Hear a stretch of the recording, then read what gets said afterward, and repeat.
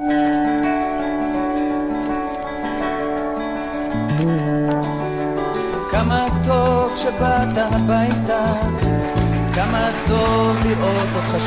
ont relevé le défi de l'Alia. Studio Kalita vous raconte leur histoire.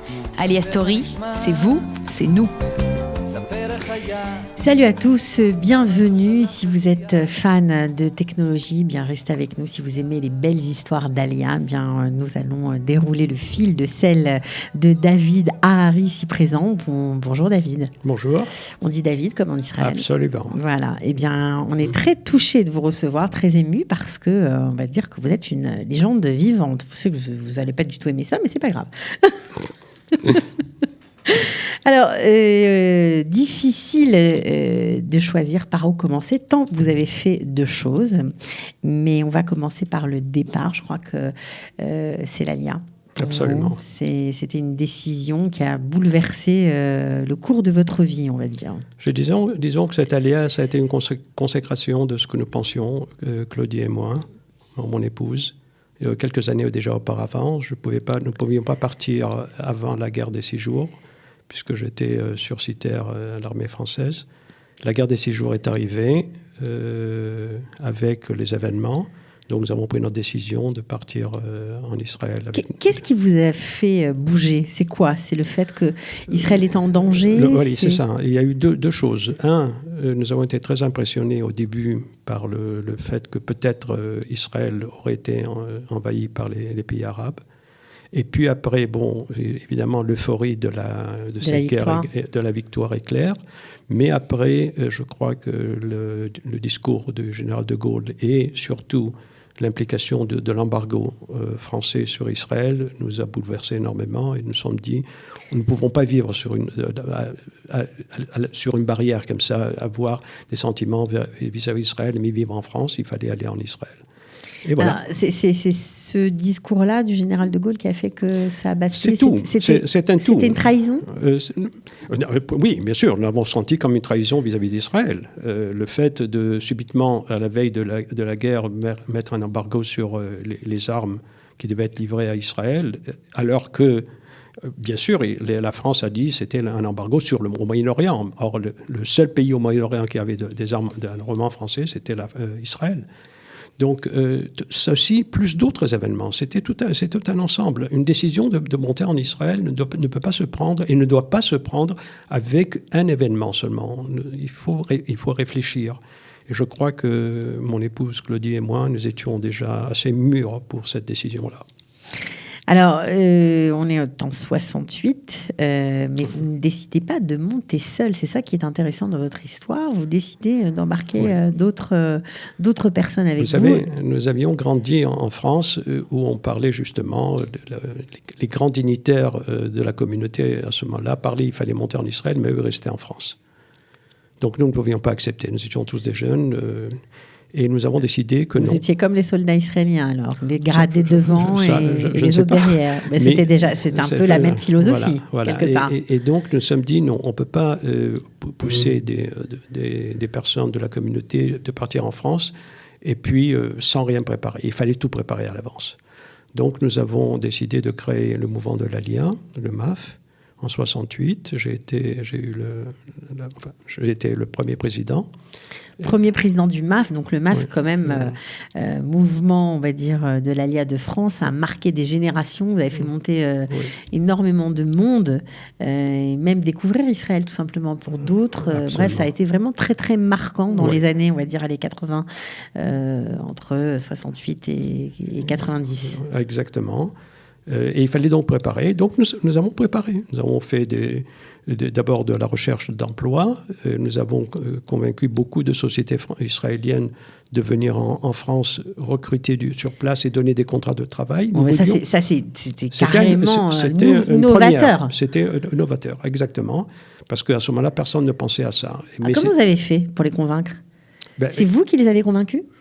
Pas moi seulement, avec tous mes camarades. Chacun avait pris un secteur. Moi, j'avais pris le secteur de l'aérospatial. D'autres avaient pris quoi comme secteur ? Il y avait de tout. Nous avions, par exemple, il y avait d'autres qui ont été convaincre le ministère de l'intégration de faire des cours de conversion professionnelle À ce moment-là, après la guerre des 6 jours, il y a eu un boom économique en Israël et il fallait avoir des professions, des ouvriers professionnels. Que ça soit dans la construction, que ça soit dans l'industrie. Donc, ils passaient des cours en France. Ou bien, on leur donnait un contrat de travail en leur demandant d'abord, en arrivant en Israël, de passer 6 mois de reconversion, et ils étaient payés. Donc, c'est un truc complètement dingue qui pourrait plus absolument. Arriver aujourd'hui. Malheureusement. Non, je crois qu'on peut trouver encore aujourd'hui. Oui. On peut trouver aujourd'hui, mais il faut comprendre. 67, 68, 70 en Israël n'est pas 2017, 2018 en Israël. C'est totalement différent. À ce moment-là, il y avait 3 millions d'habitants. Aujourd'hui, nous approchons les 9 millions. Et puis les besoins étaient complètement différents. Et les besoins sont complètement différents. Mais par contre, attendons, cette année, en Israël aujourd'hui, on a besoin dans la haute technologie. On pourra en parler après.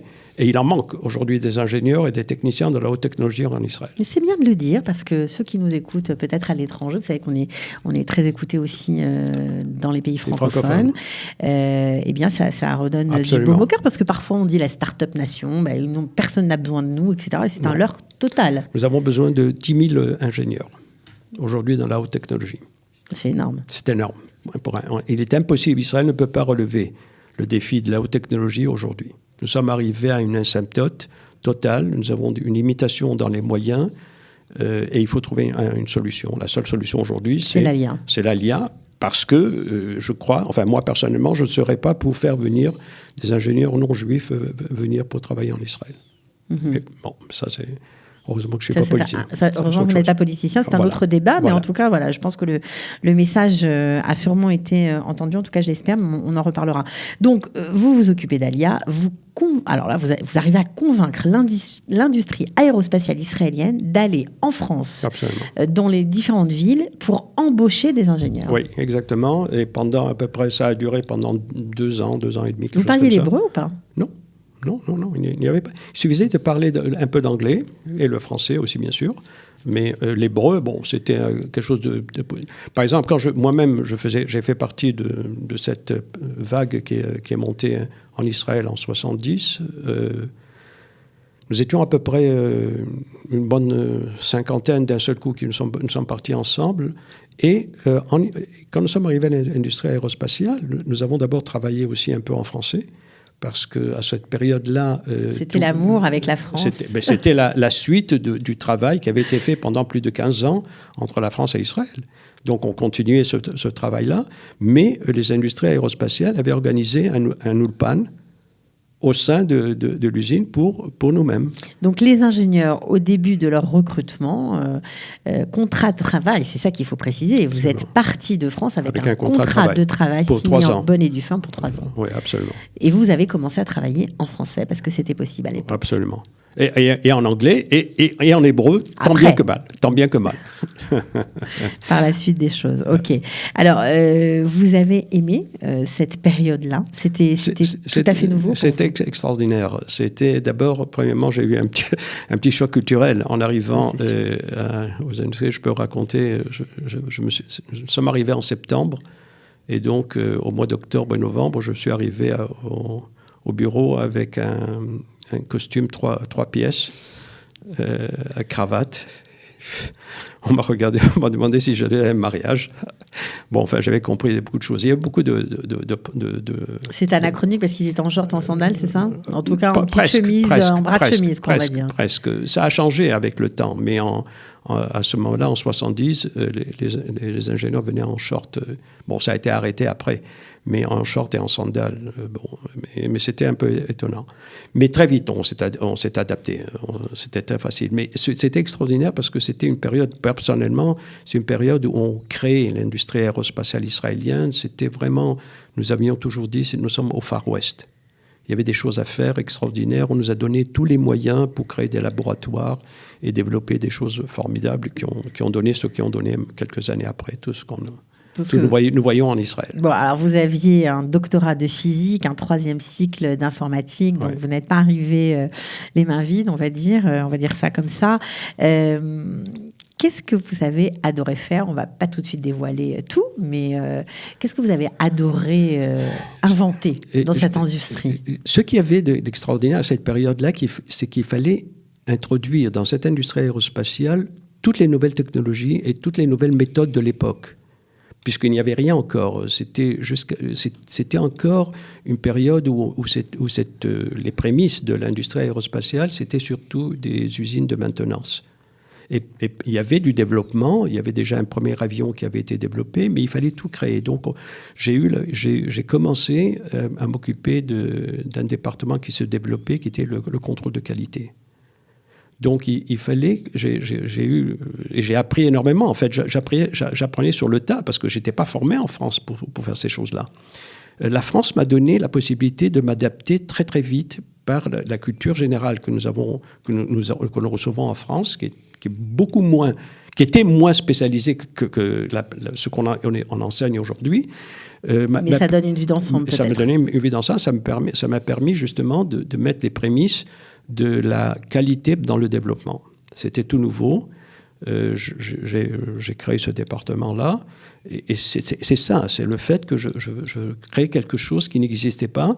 Donc, il fallait d'abord aussi que j'arrive à convaincre les gens qu'on avait besoin de cela. Ça a duré à peu près 6 ans, 7 ans. Ça m'a permis aussi non seulement de travailler aux industries aérospatiales, mais à l'Institut de recherche Raphaël du ministère de la Défense. Je travaillais en même temps là-bas pour justement créer cette nouvelle façon de développer des systèmes en se préoccupant de la qualité et de la fiabilité au départ. Alors, on dit souvent qu'en Israël, la force justement de ces industries et des ingénieurs, c'est qu'ils travaillent dans différents départements en même temps. Chacun ne travaille pas spécifiquement dans son domaine, c'est multidisciplinaire. C'est vrai ou pas? Non, c'est pas vrai à 100%. C'est vrai, d'une partie, il y a certains qui sont comme ça, mais d'autres aussi sont très spécialistes.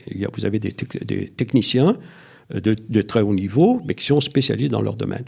Mais effectivement, nous avons une vue d'ensemble en Israël beaucoup plus large que celle que nous aurions pu avoir en France, parce qu'il faut rajouter aussi le système que nous faisons l'armée.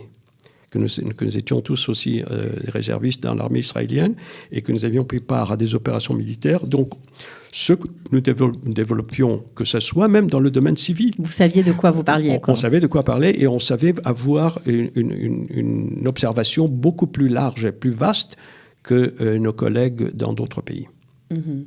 Alors ça, vous nous avez dit, OK, département contrôle qualité, on va dire, pendant quelques années, mais le meilleur est à venir, puisque vous allez être, alors on dit le père, je ne sais pas si c'est juste ou pas, le père des fameux drones, des avions sans pilote. Vous avez dirigé le département donc, de ces avions sans pilote de 1977 à 1993. Waouh! Oui. Ah bah oui, je peux le dire.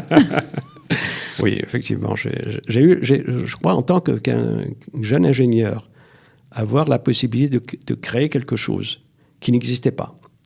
Je voudrais préciser, quand on dit qu'il n'existait pas, en fait, le principe d'un avion sans pilote a toujours existé. Oui, c'est ce que... Oui.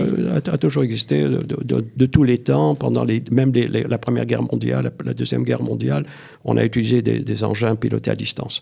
Mais j'ai été le premier avec une équipe de camarades formidables. J'ouvre une petite parenthèse. Le livre de cette histoire-là va sortir dans 3 mois en Israël. Ah, bah c'est sympa. Vous avez écrit un livre sur cette aventure. Sur cette aventure-là, okay. Oui, absolument. Et donc, nous avons été ceux qui avons pensé comment développer un système beaucoup plus large en utilisant ce principe d'un avion sans pilote pour donner de l'information en temps réel.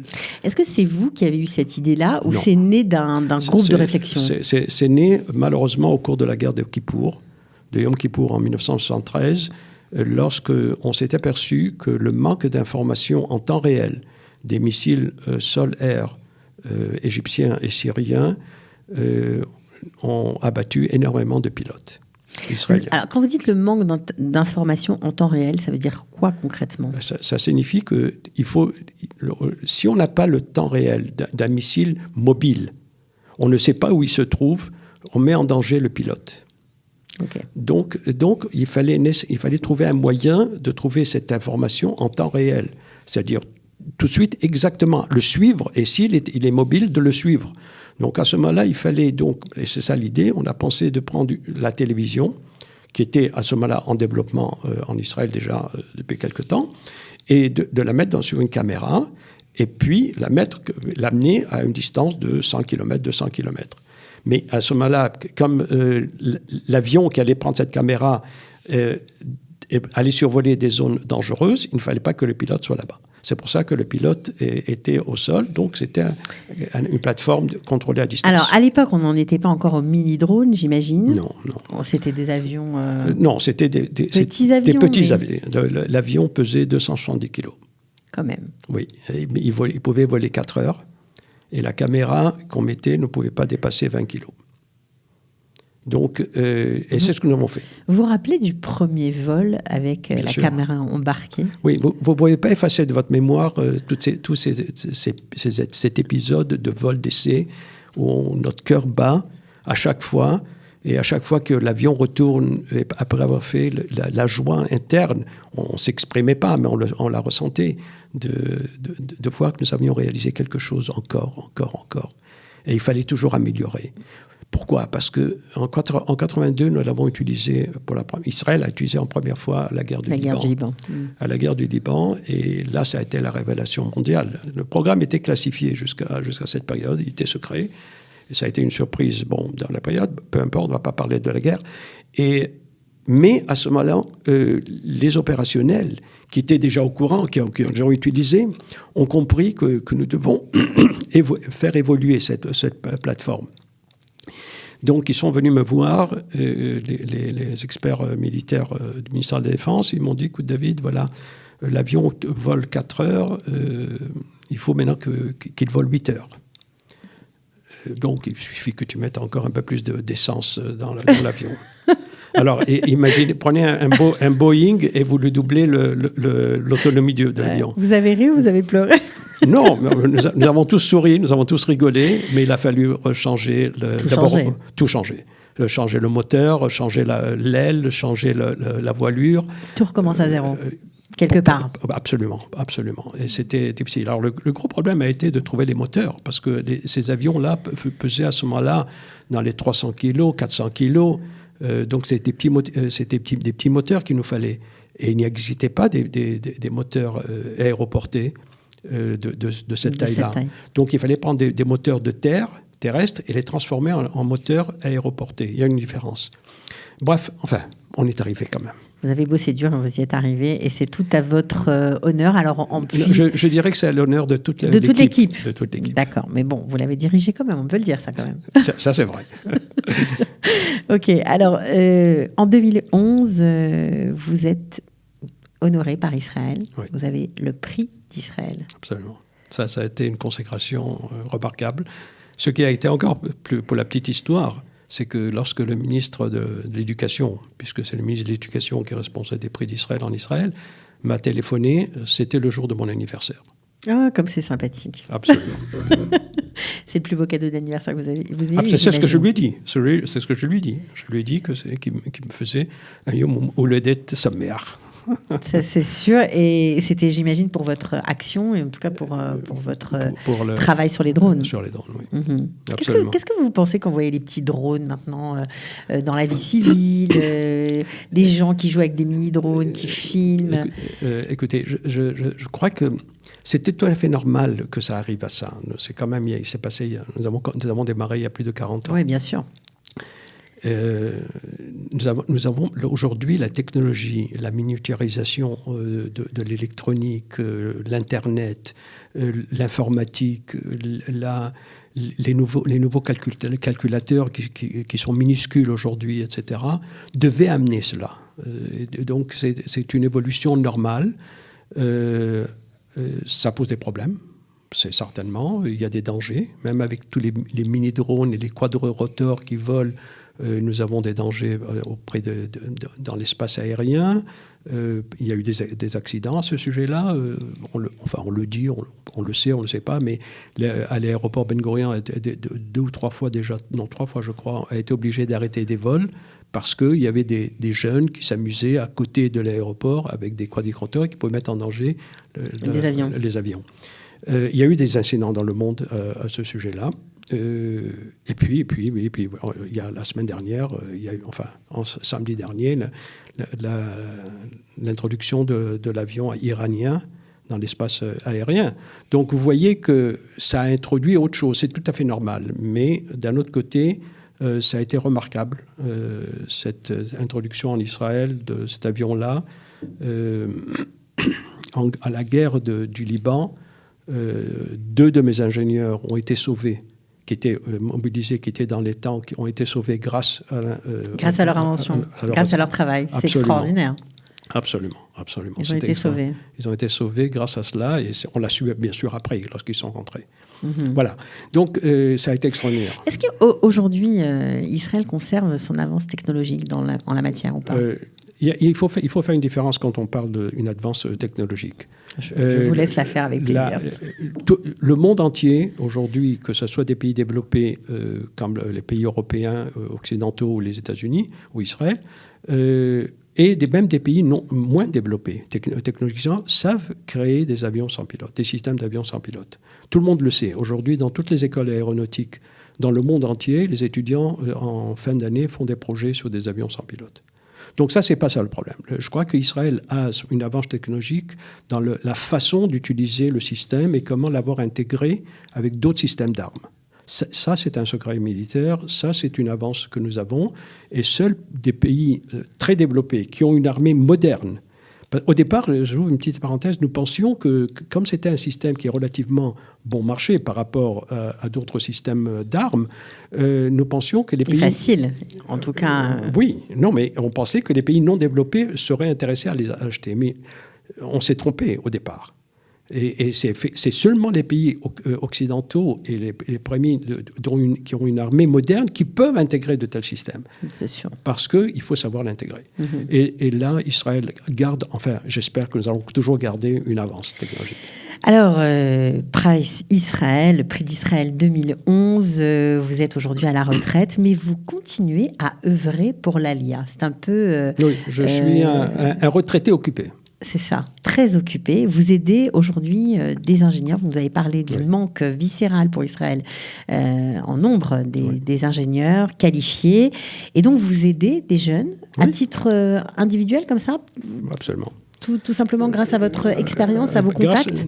Grâce aussi à certaines relations que j'ai encore dans l'aérospatiale israélienne, j'arrive à aider des jeunes à faire des stages. Parce qu'aujourd'hui, en France, les écoles d'ingénieurs demandent entre la 2e et la 3e année de faire un stage à l'étranger. Et une partie des étudiants juifs de France préfèrent faire leur stage en Israël parce que la plupart envisagent de faire une alia après. Donc, ils ont besoin de faire un stage entre 4 et 6 mois. Donc, j'essaye de les aider. Quels sont les profils les plus demandés? Tout. Je dirais tout. Tout ce qui est aéronautique, par exemple. En aéronautique, on en a besoin. J'ai une demande aujourd'hui de l'aérospatiale israélienne d'engager des ingénieurs aéronauticiens. Mais il n'y en a pas qui viennent. On a besoin en informatique énormément, en algorithme énormément, en robotique énormément. Bref, d'une manière générale, toute la haute technologie d'Israël a besoin énormément d'ingénieurs. Bon, écoutez, c'est formidable parce que je suis sûre que certains apprentis ingénieurs, même peut-être que ceux qui ont fini leurs études seront tentés d'essayer, de s'essayer en Israël, pourquoi pas d'y rester. Alors, vous leur tendez une main, on va dire, protectrice et tout à fait expérimentée. On mettra votre mail, on pourra vous écrire par mail? Absolument. Bon, alors profitez de cette main tendue. Je peux vous dire que c'est pas tous les jours. On était vraiment ravis de vous recevoir. En tout cas, je voudrais dire que Qualité a fait un travail remarquable. Écoute, on essaye. On essaie en tout cas de faire des ponts entre les gens, tout simplement. Absolument. Voilà, si la communication peut aider à quelque chose, ben, ce sera sûrement à ça. Alors, on n'a pas terminé parce qu'il y a aussi, c'est ça que j'ai oublié, mais je vais quand même le dire, vous travaillez encore avec la France. Oui. Et pour vous, c'est très important de garder ces liens technologiques avec la France. Est-ce que vous pouvez nous expliquer pourquoi et quelles sont les avancées que vous faites dans ce cadre-là? Parce que vous êtes président, on va le dire, alors président du Haut Conseil israélien de la science et de la technologie. Voilà. Oui, alors le Haut Conseil, c'est un organisme franco-israélien qui a été créé par les deux gouvernements en 2003 pour la promotion justement de la recherche scientifique entre la France et Israël. Et il y a donc un coprésident israélien dont j'ai l'honneur d'avoir été nommé il y a 5 ans, et le coprésident français. Et notre rôle, c'est justement d'abord, nous avons un budget que nous pouvons répartir. Un budget qui est alloué par qui? Par Israël? Par les gouvernements, les deux gouvernements ensemble? Ensemble, nous avons un budget. Nous choisissons des sujets de recherche qui changent chaque année, mais enfin des sujets de recherche. Nous faisons un appel à projets dans les universités franco-israéliennes et nous leur octroyons... Quand vous dites franco-israéliennes, dans les universités en Israël et en France. Voilà, exactement. Okay. Vous avez parfaitement raison de faire cette différence. Et pendant 2 ans, les chercheurs, le binôme qui s'est créé entre la France et Israël reçoit une allocation de recherche qui leur permet d'arriver au bout de leur recherche. Alors, ce qui est très intéressant, c'est que depuis quelques années, nous encourageons de faire aussi de la recherche appliquée pour amener la création de start-up franco-israéliennes. Et là, il y a d'autres budgets qui sont alloués entre la France et Israël pour justement la création de start-up franco-israéliennes. C'est le programme FIRAD, le programme Eureka, qui existe déjà depuis pas mal d'années. Mais nous travaillons tous ensemble justement pour montrer la valeur ajoutée que nous pouvons avoir entre la France et Israël. Il faut reconnaître que ce renouveau de la relation avec la France a démarré à peu près il y a une dizaine d'années. Ça a commencé un petit peu à la fin du mandat du président Chirac. Ça a continué avec Sarkozy, mais c'est surtout avec Hollande que ça a pris une grande expansion. Ok, alors c'est important d'en parler parce que cette année, c'est on va dire, une année un peu particulière pour la France et Israël. Voilà, on fait je sais pas comment on peut dire ça, mais il faut dire le terme que les Français utilisent, l'année croisée. Voilà, c'est ça. C'est un peu bizarre comme terme, mais bon, ça s'appelle comme ça, l'année croisée France-Israël, pour essayer de célébrer une amitié renouvelée, on va dire ça, et dans tous les domaines, aussi bien dans la culture, absolument. Dans la technologie. On y reviendra évidemment chez Kalita. Ça va démarrer le 5 juin cette année avec l'ouverture au Grand Palais d'une grande exposition sur les 70 ans technologiques de l'État d'Israël, suivie de 2 jours de colloques scientifiques. Après, une semaine après, à l'Académie des sciences, il y aura un grand exposé avec la rencontre des prix Nobel français et des prix Nobel israéliens. Et au cours, pendant 5 mois, jusqu'à fin novembre, où la clôture se fera en Israël avec l'arrivée du président Macron. Et pendant toute cette période-là, vous aurez des événements culturels, littéraires, scientifiques, technologiques, qui montreront justement ce qui se passe entre la France et Israël. Oui, surtout qu'il y a eu pendant une période énormément quand vous êtes arrivé en Israël d'ailleurs, énormément de collaborations franco-israéliennes, après moins, puis aujourd'hui... Pendant 25 ans, il n'y a rien. Voilà, c'est ça, et aujourd'hui, apparemment, ça reprend, et c'est assez intéressant. Donc, vous êtes responsable des 4 grands colloques, vous les allez diriger, qui vont avoir lieu en 2018. Alors, il y a des thèmes, l'agriculture digitale, la sécurité de l'information, le génome, et puis, bien sûr, la recherche et l'innovation et les villes intelligentes. Mais ma parole, c'est pas le 21e siècle, c'est le 22e siècle qui approche. C'est ce qu'on appelle la 4e révolution industrielle. Voilà, on va finir comme ça. Et si elle est israélienne, cette quatrième révolution industrielle, ça nous fera aussi très plaisir. Merci d'avoir été là. Bravo pour votre action. Franchement, au service des Olympiques de France, au service de l'État d'Israël. Bravo et merci. Mais bravo aussi à tous ceux qui continuent à faire ce que nous avons commencé. Exactement. Voilà, écoutez, à très bientôt. À très bientôt. Ciao. Bonne chance.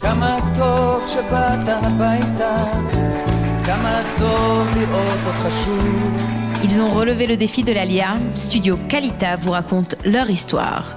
Alia Story, c'est vous, c'est nous.